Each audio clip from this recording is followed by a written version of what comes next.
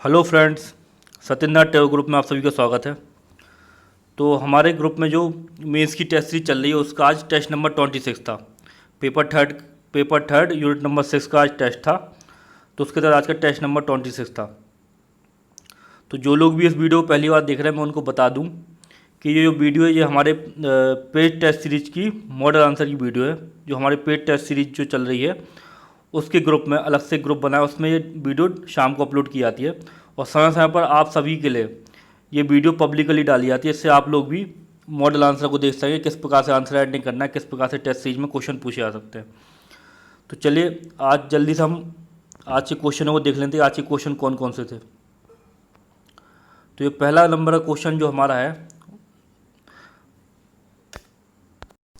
वो 3 मार्क का क्वेश्चन था।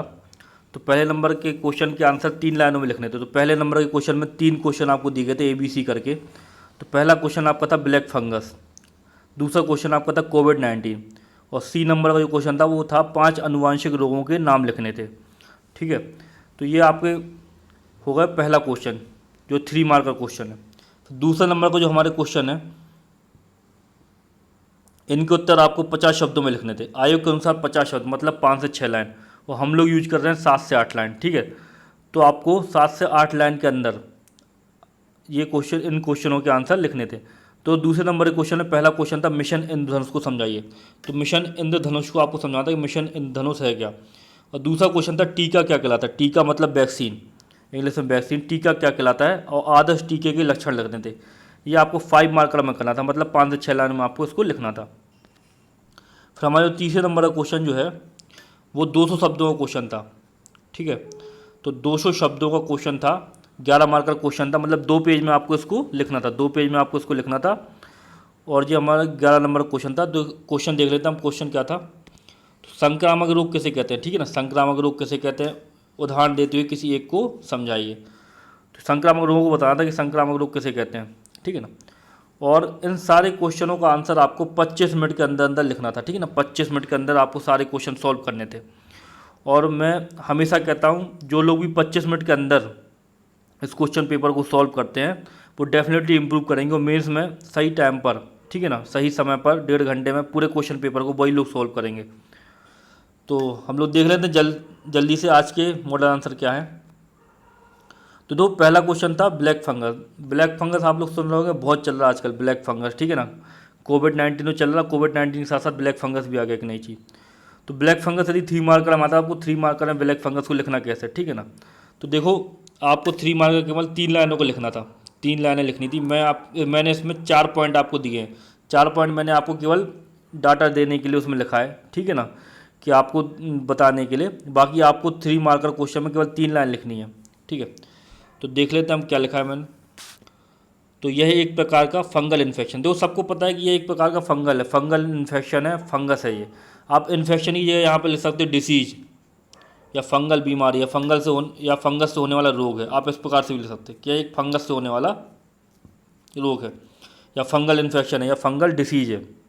डिसीज को आप लिख सकते हो, लेकिन आपको लिखना हिंदी में उसे, ठीक है, इंग्लिश वर्ड है। फिर उसके बाद में आप इसके लक्षण बताओ कि लक्षण क्या क्या होते हैं। आंखों में लालपन, बुखार, सिर दर्द, सांस लेने में तकलीफ। ठीक है, और भी लक्षण है, आप अपने हिसाब से लिख लो। मैंने आपको केवल एक आइडिया देने के लिए लिखा है कि भाई किस प्रकार से करना था। ठीक है ना, तो लक्षण थे आंखों में लालपन, बुखार, सिर दर्द, सांस लेने में तकलीफ, और फेस में स्वेलिंग भी आ रही है, आंखों के पास भी स्वेलिंग आ रही है, मतलब सूजन आ जाती है। तो ये सब इसके लक्षण थे। हम क्योंकि हम लोग 3 लाइनों में लिख रहे हैं, 3 मार्कर में लिख रहे हैं, तो हमें अपने ऊपर कंट्रोल करना है। ये 5 मार्कर में नहीं है। यही ब्लैक फंगस कल के दिन आपसे 11 मार्कर ही पूछा जा सकता है। तो आपको इस प्रकार से तैयार रहना है कि आप ब्लैक फंगस को लिख सको। ठीक है ना, प्रभावित अंग देख लो भाई, इससे प्रभावित अंग कौन कौन से हो रहे हैं। तो प्रभावित अंग है आँख और मस्तिष्क। आँख में जा रहा है, ठीक है ना, आपको पता ही है फिर आँख में आगे क्या हो रहा है। और मस्तिष्क, मस्तिष्क में भी पहुंच जाता है। ठीक है ना, और देखो जो लास्ट पॉइंट है ये लिखा है मैंने कि भाई ये हो किससे रहा। तो ये म्यूकरमाइसिटिस नाम का फंगस है। ठीक है ना, म्यूकरमाइसिटिस नाम का फंगस है। एक्चुअली ये फंगस ग्रुप ऑफ मोल्ड्स है, मतलब ग्रुप ऑफ फंगस है ये। ठीक है ना, और जनरली ये रोग पहले भी होता था, लेकिन अभी जो कोविड-19 समय, जो कोविड-19 से जो रिकवर हो गए पेशेंट, उनको उनको ज़्यादा इफेक्ट कर रहा है ये रोग। ठीक है ना, तो इस प्रकार से तो ये आपका होगा क्या, ब्लैक फंगस। आपको लिखना था केवल 3 लाइन। मैं आपको बार बार बता रहा हूँ कि आपको केवल 3 पॉइंट लिखने, 3 पॉइंट। मैंने आपकी जानकारी के लिए इसमें चौथा पॉइंट जोड़ दिया है। तो इस प्रकार से आपको करना था, इसको आपको 5 मार्कर में भी तैयार कर लेना है। फिर दूसरा क्वेश्चन था कि कोविड-19 क्या है। दो कोविड-19 देखो मैं आपको बता दूं, कोविड-19 जो है ना, कोरोना वायरस चिल्ला रहे, कोविड-19 जो है, कोविड-19 एक डिसीज है। कोविड-19 कोरोना वायरस, ठीक है ना, 2019 में आया तो कोविड-19। और कोविड-19 का जो वायरस है वो वायरस देखो ये है सार्स CoV-2। ये आपको प्री में भी पूछ सकते हैं, ब्लैक फंगस के बारे में भी प्री में आपके आ सकता है, ठीक है ना। तो यह एक प्रकार का क्या है तो मैंने दो 3 मार्कर किस प्रकार लिखा है, मैंने लिख दिया पहले, यह एक प्रकार का संक्रामक तथा वायरस जनित रोग है। संक्रामक रोग है, सबको पता भाई, संक्रमण से फैल रहा है, एक व्यक्ति से दूसरे व्यक्ति में फैल रहा है। ब्लैक फंगस नहीं फैल रहा, लेकिन ये फैल रहा है एक व्यक्ति से दूसरे व्यक्ति है। वायरस जनित वायरस है भैया। अब वायरस का नाम क्या है, सार्स CoV-2, ठीक है ना, सार्स CoV-2। तो ये दो SARS सार्स CoV-2, तो ये वायरस का नाम है, ठीक है ना। और इसका फुल फॉर्म हो गया severe acute, S for severe, A for acute, R for respiratory, S for syndrome, और कोरोना वायरस 2, ठीक है ना। तो ये इसका फुल फॉर्म है। ये आपसे प्री में भी पूछा जाता है, क्योंकि कोरोना वायरस बहुत ज़्यादा चल रहा है, आपसे पूछ सकते हैं कोरोना वायरस का वायरस कौन सा है। सार्स CoV-2 सही है, और इसका फुल फॉर्म है सीवियर एक्यूट रेसिपिकेटरी सिंड्रोम। कल के दिन आपको 3 मार्कर में सार्स CoV-2 भी दे सकते हो कि सार्स CoV-2 क्या है, ठीक है ना। इस प्रकार से आपको तैयार रहना है। थोड़ा सा और लिख दिया मैंने, दो प्रभावित अंग क्या है कोरोना वायरस में, फेफड़े, फेफड़े के अलावा प्रतिरक्षा तंत्र भी लिख दो, प्रतिरक्षा तंत्र, श्वसन तंत्र, फेफड़े, तो इन सबको आप लिख सकते हैं। मैंने यहाँ पे लिखा नहीं, मैंने केवल फेफड़ा लिखा है। मैंने आपको केवल बताने के लिए देखो 3 मार्कर किस प्रकार करेंगे। देखो मैं आपको ना कोरोना वायरस पढ़ा रहा हूँ अभी, ना मैं आपको ब्लैक फंगस पढ़ा रहा हूँ, मैं आपको ये पढ़ा रहा हूँ, इस टेस्ट सीरीज के माध्यम से ये पढ़ाया जा रहा है कि आपको लिखना कैसे है। आप 3 मार्कर को कैसे छोटे छोटे में लिखोगे, आप 5 मार्कर को कैसे लिखोगे, आप 11 मार्कर को आपको किस प्रकार से लिखना है, ये आपको इस टेस्ट सीरीज के माध्यम से सिखाया जा रहा है। और देखो एक और पॉइंट मैंने लिख दिया यहाँ पर, WHO ने इसे महामारी घोषित किया है। WHO ने क्या किया, इसको पैंडेमिक घोषित कर दिया, वैश्विक महामारी है कोरोना वायरस। तो आप कुछ भी लिख सकते हैं, ठीक है ना। WHO ने इसे महामारी घोषित किया। कोरोना के बारे में देखो कभी भी 3 मार्क आप बहुत कुछ लिख सकते हैं, ठीक है ना। तो आपको बना के रखना है दिमाग में पॉइंट। तो उसका में देख लेते हैं हम, 5 अनुवांशिक रोग बोले गए थे कि 5 अनुवांशिक रोग आपको लिखना है। तो अनुवांशिक रोग कौन से कहलाते हैं, जेनेटिक रोग, मतलब माता पिता से बच्चों में भी जो आ जाते हैं, ठीक है ना, जो पीढ़ी दर पीढ़ी आते हैं। जैसे आपके पिताजी को मान लो वो है शुगर है, तो आपके अंदर भी आ सकती है शुगर, ठीक है ना, तो वो अनुवांशिक रोग है। तो देख लेते हैं हम कौन कौन से, हीमोफीलिया, टर्नर सिंड्रोम, मंगोलिज्म, बर्नार्डिता, मधुमेह, ठीक है ना। ये अपने आप में रोग है। मधुमेह तो आपको सबको पता है, डायबिटीज 2 प्रकार की होती है, ठीक है ना, डायबिटीज NPCDS, ठीक है। तो ये खैर अभी इतना डीप में तो हमें पढ़ना नहीं है अभी। ये सारे रोगों को आपको 5 मार्कर में कर लेना है, ठीक है ना। ये 5 मार्कर में आपसे पूछ जा सकते हैं। तो देख लो हीमोफीलिया क्या होता था, हीमोफीलिया की वाहक स्त्रियाँ, इसमें क्या होता है, रक्त का थक्का नहीं जमता। बर्नार्ड आपको पता है कि भाई रंगों की पहचान नहीं कर पाते। मधुमेह आपको पता है। तो इस प्रकार से ये करने थे, तो इनको अभी हम डीप में नहीं पढ़ रहे हैं, अभी केवल हमें लिखना था। तो आप 5 इस प्रकार से लिख सकते हैं, ठीक है ना, 1 2 3 4 करके ऐसे 5 लिख दो आप। ये आपके अनुवांशिक रोग हुए। फिर देख लेते हैं हमारा दूसरा नंबर का जो A नंबर का क्वेश्चन था, मिशन इंद्रधनुष को पूछा था। तो मिशन इंद्रधनुष बहुत ही महत्वपूर्ण मिशन है, ये आपसे आ सकता है। अभी इस बार 2019 में नहीं पूछा गया, लेकिन आपसे पूछा जा सकता है, तो ठीक है ना। तो आपके में एक हेडिंग है राष्ट्रीय टीकाकरण, तो मिशन इंद्रधनुष भी उसी के अंतर्गत आता है। तो मिशन इंद्रधनुष को देख लो, मिशन इंद्रधनुष को समझाइए, क्वेश्चन था आपका। दो मिशन इंद्रधनुष को मैंने किस प्रकार से लिखा है, मिशन इंद्रधनुष एक राष्ट्रीय सामूहिक टीकाकरण कार्यक्रम। मिशन इंद्रधनुष एक राष्ट्रीय सामूहिक टीकाकरण कार्यक्रम है, जिसके तहत भारत के सभी क्षेत्रों में निःशुल्क लक्षित बीमारियों के टीके लगाए जाते हैं। टीके लगाए जाते हैं, लगाए जाएंगे। अब प्रारंभ इसका हो गया, लगाए जाते हैं क्योंकि लगाए जा रहे हैं, अब 2014 में प्रारंभ हो गया। तो प्रारंभ इसका 25 दिसंबर 2014। मंत्रालय क्या है भाई, कौन से मंत्रालय के अंतर्गत ये काम कर रहा है, मिशन इंद्रधनुष चल रहा है, तो केंद्रीय स्वास्थ्य एवं परिवार कल्याण मंत्रालय, ठीक है ना। हमेशा याद रखो, स्वास्थ्य से संबंधित कुछ भी है तो केंद्रीय स्वास्थ्य और परिवार कल्याण मंत्रालय होगा। महिलाओं से संबंधित कोई भी योजना है तो उसमें महिला बाल विकास मंत्रालय जरूर जुड़ा होगा, ठीक है ना। तो इस प्रकार से आपको ये चीज़ें याद रखनी है। आप जैसे मान लो 3 मार्कर में आ जाए कल के दिन ये मिशन इंद्रधनुष, तो आप बता सकते हैं कि भाई एक सामूहिक टीकाकरण कार्यक्रम है, मंत्रालय बता दो, उसका उद्देश्य बता दो, प्रारंभ बता दो, बस 3 मार्कर हो गया इस प्रकार से। अब देखो मैंने इसका उद्देश्य बता दिया, उद्देश्य क्या है, तो इसका उद्देश्य 2020 तक उन सभी बच्चों को टीके लगाना जो नियमित टीके से वंचित रह गए, ठीक है। साथ साथ माताओं को भी टीके लगाना है। मैंने क्योंकि 5 मार्कर में आपको लिखना है, आपको अपने ऊपर कंट्रोल करना है, क्योंकि आप 5 मार्कर के हिसाब से आपको कम कम लिखना है। 5 से 6 लाइन देखो, आयोग के नोटिफिकेशन में साफ साफ लिखा है कि 5 मार्कर में 5 से 6 लाइन ही आपको मिलेंगी। हम लोग अभी अपनी सुविधा के लिए 7 से 8 लाइन यूज कर रहे हैं। मैं देख रहा हूँ कई कोचिंगों की टेस्ट सीरीज चल रही है और मैं क्या कर रहे हैं कि वो आपको 5 मार्कर में एक एक पेज लिख रहे हैं बच्चे, और वो लोग टोक भी नहीं रहे, वो एक एक पेज लिख रहे हैं, और जो फैकल्टी है वो उस पर ध्यान भी नहीं दे रही है, एक एक पेज में वो उनको लिखवा रहे 5 मार्कर। तो ये गलत है। देखो साफ साफ अब जो 11 मार्कर है वो 2 पेज में लिखना है, 5 से 6 लाइनों में 5 मार्कर लिखना है, 3 लाइनों में आपको कोशिश करना है 3 मार्कर लिखने की। आपको आगे जाके जब आयोग कॉपी डालेगा ना तो उसमें 2 लाइन भी मिल सकती है। जब आप 3 लाइनों में लिखना शुरू करोगे 3 मार्कर को, तो यदि वो आयोग की कॉपी में मान लो 2 लाइन आ गई तो आप 2 लाइनों में ऑलरेडी लिख लोगे। तो इस प्रकार से करना था। देखो मैंने चरण बता दी, इसके 2 चरण हैं। प्रथम चरण में 201 जिलों को शामिल करना है, द्वितीय चरण में 352 जिलों को शामिल करना है। अब देखो मैंने इसमें एक चीज़ नहीं लिखी, इसमें कौन सी बीमारी है। देखो 5 मार्कर लिख रहा है, 5 मार्कर के हिसाब से अपन लिख रहे हैं। मान लो 11 मार्कर में आता है ये, तो उसमें आपको बीमारियों को भी लिख देना कि कौन कौन सी बीमारियाँ। उद्देश्य जो इसके 4-5 उद्देश्य आपको पॉइंट टू पॉइंट लिख देना, चरण आपको लिख देने, और 5 प्रकार की या 7 प्रकार की बीमारियाँ जिनके टीके लगने हैं इसमें। तो इस प्रकार से ये हो गया आपका क्या, मिशन इंद्रधनुष। मैं आपको बता देता हूँ, चलो बता ही देता हूँ कि भाई कौन कौन से इसमें वो लग रहे हैं, बीमारियों के टीके लगने। तो डिप्टीरिया का इसमें टीका लगाएगा, 7 प्रकार के टीके लग रहे हैं, ठीक है ना।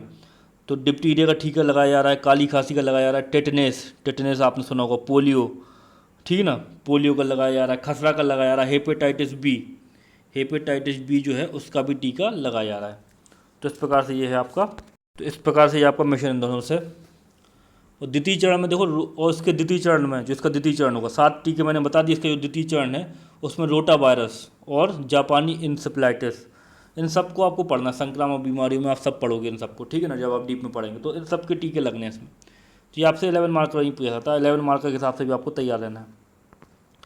दूसरे नंबर का जो क्वेश्चन था वो था भाई टीके को बताना था कि टीका क्या कहलाता है, और साथ साथ आदर्श टीके के लक्षण लिखने थे कि आदर्श टीके के लक्षण कौन कौन से होते हैं। ये आपका क्वेश्चन था। दूसरे नंबर का जो बी क्वेश्चन था, 5 से 6 लाइन में लिखना था आपको। तो आदर्श टीके को बताना कि आदर्श टीके के लक्षण क्या हैं, और साथ साथ आदर्श टीका क्या है और उसके लक्षणों को आपको बताना था। तो देखो सबसे पहले देख लो टीका क्या कहलाता, टीका क्या है और आदर्श टीके के लक्षण लिखिए। तो टीका एक ऐसा निरोधात्मक स्वास्थ्य रसायन द्रव्य है। ये क्या है, एक स्वास्थ्य रसायन द्रव्य, रसायन है, दो केमिकल है, द्रव्य है, और निरोधात्मक स्वास्थ्य। निरोधात्मक का मतलब होता है स्वास्थ्य 2 प्रकार का होता है। उपचारात्मक स्वास्थ्य सेवाएं 2 प्रकार की होती हैं स्वास्थ्य सेवाएं, एक होती है निरोधात्मक स्वास्थ्य सेवाएं, एक होती है उपचारात्मक स्वास्थ्य सेवाएं। जो निरोधात्मक स्वास्थ्य सेवाएं होती हैं वो पहले दी जाती पेशेंट को, जिसमें उसको रोग ना हो, समझ रहे हैं ना आप। जैसे कि वैक्सीन कोरोना की क्यों लग रही, किसी को कोरोना नहीं है उसको भी वैक्सीन लगा रहे, क्यों लगा रहे कि भाई जिसमें आपको कोरोना ना हो जाए, तो इसको बोलते हैं निरोधात्मक स्वास्थ्य कार्यक्रम। तो वैक्सीन इसलिए लगाई जाती है, BCG भी एक वैक्सीन है, डिप्टीरिया भी एक वैक्सीन है, पोलियो की आपको ओरल ड्रॉप पिलाई जाती है वो भी क्या है, एक वैक्सीन है। तो वो वैक्सीन आपको क्यों दी जाती कि आपको पोलियो ना हो जाए, पोलियो की वैक्सीन पिलाई जाती है, तो उसको बोलते हैं निरोधात्मक। उपचारात्मक स्वास्थ्य सेवा वो कराती है कि जब आप उससे ग्रसित हो जाओ, मान लो आप TB से ग्रसित हो गए, मान लो आप पोलियो से ग्रसित हो गए, उसके बाद आपका इलाज हो रहा, तो उसको बोलते हैं उपचारात्मक स्वास्थ्य सेवा। मान लो किसी का ऑपरेशन हो रहा है, किसी को इंजेक्शन लगा रहे हैं अपन कोई डिसीज के बाद में, कोई गोली खा रहा है, तो उसको बोलते हैं उपचारात्मक, कि भाई आप ग्रसित हो गए उसके बाद में आपको स्वास्थ्य सेवाएं मिल रही, तो उसको क्या बोलते हैं, इसको बोलते हैं उपचारात्मक स्वास्थ्य सेवाएं। तो ये हो गया। तो हमें तो टीका पढ़ना था, तो टीका देख लेते हैं टीका क्या होता है। टीका क्या है, एक निरोधात्मक रसायन द्रव्य है जो हमारे शरीर में किसी विशिष्ट रोग के प्रति प्रतिरोधक क्षमता विकसित करता है। उदाहरण बता दिए मैंने टीके की, जैसे BCG पोलियो वैक्सीन और कोरोना की वैक्सीन। अब कोरोना की वैक्सीन आप लिख सकते हैं यहाँ पे कोविशील्ड, फाइजर, ये सब लिख दो, कोई दिक्कत नहीं है। तो इस प्रकार से आपको बताना था। वैक्सीन लिखा है यहाँ पे, टीका लिख लेना भाई, वैक्सीन ये टीका कर लेना। तो इस प्रकार से ये, अब देखो उसके लक्षण देख लो क्या क्या होते हैं अच्छे टीके के या आदर्श टीके के। सबसे पहले क्या होता है, जहरीला ना हो। देखो अभी कई लोग डर रहे, देखो कोरोना की वैक्सीन लगवाने, जिनके अंधविश्वास अभी फैला। बैतूल जिले की MP घटना निकली थी, आप लोग न्यूज़ पढ़ते रहा करो। बैतूल जिला अभी बहुत ज़्यादा उसमें है, न्यूज़ में है कि वहाँ पे लोग बाग डर रहे क्या लगवाने में, वैक्सीन लगवाने में, ठीक है ना।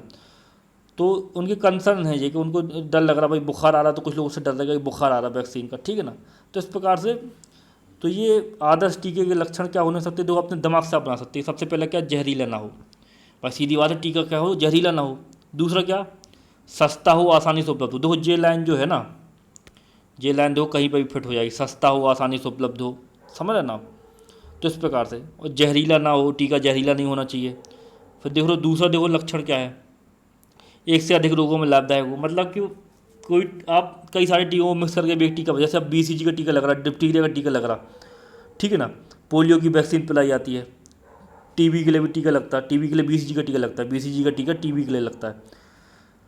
तो ये जो आपको टीके लगते हैं, ठीक है ना, तो एक ऐसा कॉमन टीका भी, अब इतनी टेक्नोलॉजी बढ़ गई, कॉमन टीका भी बनाया जा सकता जो सारे रोगों पे काम काम करे। तो आप ऐसा लिख सकते हैं कि एक से अधिक रोगों के लिए लाभदायक हो। अब और लास्ट देखो, लास्ट लक्षण क्या लिख दिया मैंने कि लंबे समय तक असरदायक हो। भैया लंबे समय तक असरदायक होना चाहिए, समझ रहे ना। कोरोना वैक्सीन, जैसे कोरोना वैक्सीन आपको लग गई तो भैया कम से कम 20-30 साल तक तो भाई उसकी वो हमारे अंदर एंटीबॉडी बना दे 20-30 साल के लिए, कोरोना के लिए।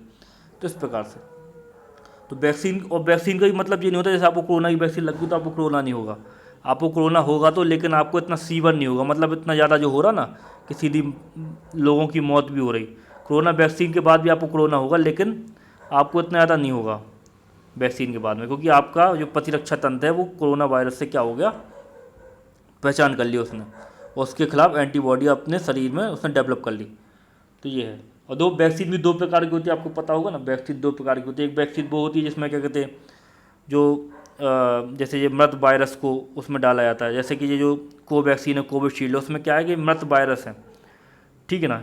ये जो वायरस है ये नॉन एक्टिव वायरस है, आपके अंदर वैक्सीन के माध्यम से आपके अंदर डाला जा रहा है, क्योंकि ये बढ़ नहीं, अपने आप को फैला नहीं सकता, ठीक है ना।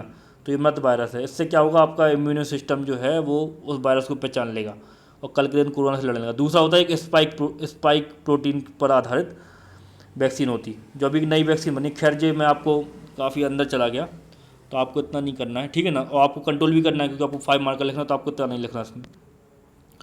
तो ठीक है, ये हो गया 5 मार्कर आपका। फिर देख लो 11 मार्कर। तो 11 मार्कर क्वेश्चन था, संक्रामक रोग किसे कहते हैं, उनके उदाहरण लिखने थे संक्रामक रोगों के, और किसी एक संक्रामक रोग को समझाना था। ये था आपका 11 मार्कर। तो संक्रामक रोग देखो मैंने किस प्रकार से लिख दिया। 11 मार्कर लिखना है, देखो है ना। आप लोग अपने अपने कॉपी में प्रैक्टिस किया करो 2 पेज में लिखने की, तो आपको पता चलेगा कि आप कितने मिनट में लिख पा रहे, कितने में नहीं लिख पा रहे, कितना क्या हो रहा।